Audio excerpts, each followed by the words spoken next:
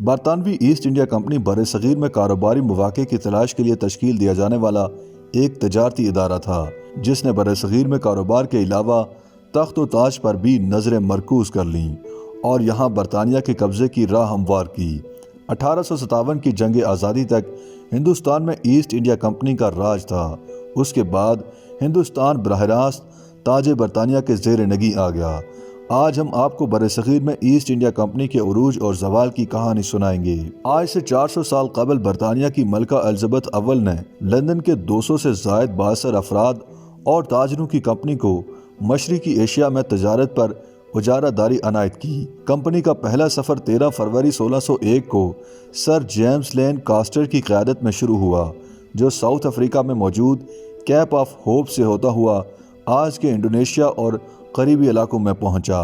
جون 1603 میں جب 4 جہازوں پر مشتمل بحری بیڑا واپس لندن پہنچا تو وہ دار چینی، مرچ اور لونگ کی 900 ٹن سے زائد مقدار لیے ہوئے تھا۔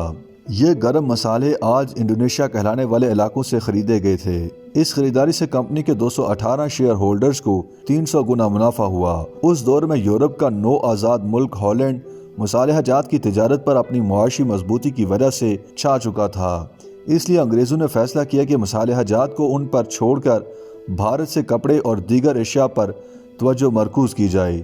چنانچہ اگست 1608 میں کیپٹن ولیم ہاکنز نے اپنا جہاز ہیکٹر انڈیا کی بندرگاہ سورت، جو آج کل گجرات ریاست میں شامل ہے، پر لنگر انداز کیا اور یوں ایسٹ انڈیا کمپنی انڈیا پہنچ گئی۔ کیپٹن ہاکنز کو انڈیا پہنچ کر اندازہ ہو گیا کہ مغل حکمرانوں کے اس ملک کو فتح کرنے کا سوچنا بھی پاگل پن ہوگا۔ تب مغل بادشاہ کے پاس 40 لاکھ افراد پر مشتمل فوج موجود تھی۔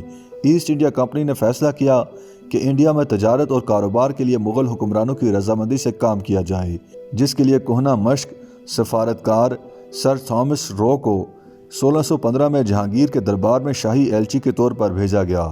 بادشاہ کو انگلینڈ اور آئرلینڈ سے لائے شکاری کتوں سمیت بیش قیمتی تحائف پیش کیے۔ 3 سال کی مشکل سفارتکاری کے بعد سر تھامس ایسٹ انڈیا کمپنی کی صورت میں فیکٹری کے لیے مغل شہنشاہ کا شاہی فرمان اور چند دیگر رعایتیں حاصل کرنے میں کامیاب ہو گئے۔ کمپنی نے اگلے 100 سال تک مغلوں کی خوشنودی کے حصول کو اپنی پالیسی بنائے رکھا۔ ایسٹ انڈیا کمپنی نے 1626 میں بھارتی شہر ارماگون میں ایک محفوظ اڈہ بنایا، پھر مدراس میں ایک تجارتی کالونی آباد کی۔ کمپنی کی دوسری آبادی بمبئی میں قائم ہوئی۔ 1681 میں کمپنی کی ڈائریکٹرشپ سر جوئس چائلڈ کے ہاتھ میں آئی تو کمپنی کے اہلکاروں نے انہیں شکایت کی کہ بنگال میں نواب شائستہ خان کے اہلکار ٹیکس اور دیگر معاملات میں کمپنی کے کارندوں کو تنگ کرتے ہیں۔ چائلڈ نے سوچا کہ مغلوں کو سبق سکھایا جائے۔ اس مقصد کے لیے اس نے انگلینڈ کے بادشاہ کو خط لکھا کہ اسے فوجی مدد مہیا کی جائے۔ چنانچہ 1686 میں لندن سے ایک بڑا بحری بیڑا بنگال کی طرف روانہ ہوا، جس میں 19 جنگی جہاز، 200 توپیں اور 600 فوجی سوار تھے۔ شاید چائلڈ نے دنیا کے سب سے امیر بادشاہ سے غلط وقت میں پنگا لے لیا تھا۔ جب برطانوی بیڑا انڈیا پہنچا تو مغل بادشاہ دکن میں 2 مقامی فتوحات سے فارغ ہی ہوا تھا اور اس کی فوج مکمل تیار تھی۔ چنانچہ برطانوی فوجیوں کو مغل فوج نے مکھیوں کی طرح مارا اور اس کے بعد کمپنی کی بنگال میں 5 فیکٹریوں کو تہس نہس کر کے سب انگریزوں کو بنگال سے نکال باہر کیا۔ اسی طرح سورت کی فیکٹری بھی بند کر دی گئی، جبکہ بمبئی کو بلاک کر دیا گیا۔ ایسٹ انڈیا کمپنی کے ملازموں کو زنجیروں سے باندھ کر شہروں میں گھمایا گیا اور ان کو چوروں اور قاتلوں کی طرح شدید ہتک کا نشانہ بنایا گیا۔ چنانچہ ایسٹ انڈیا کمپنی کے پاس معافی مانگنے اور اپنی فیکٹریوں کی واپسی کے لیے بادشاہ کے دربار میں بھکاریوں کی طرح پیش ہونے کے سوا کوئی چارہ نہ رہا۔ یوں بالآخر اورنگزیب نے 1690 میں ایسٹ انڈیا کمپنی کو معافی دے دی۔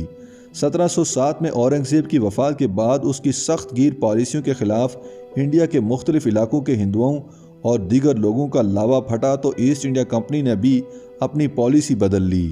اس دوران یورپ میں صنعتی انقلاب آیا، جس کی بدولت جنگی ٹیکنالوجی میں بھی یورپیوں کو برتری حاصل ہو گئی اور وہ اپنی چھوٹی مگر مؤثر فوج کے ذریعے مغلوں اور دیگر حکمرانوں کی پرانی ٹیکنالوجی سے مسلح بڑی فوجوں کو شکست دیتے گئے۔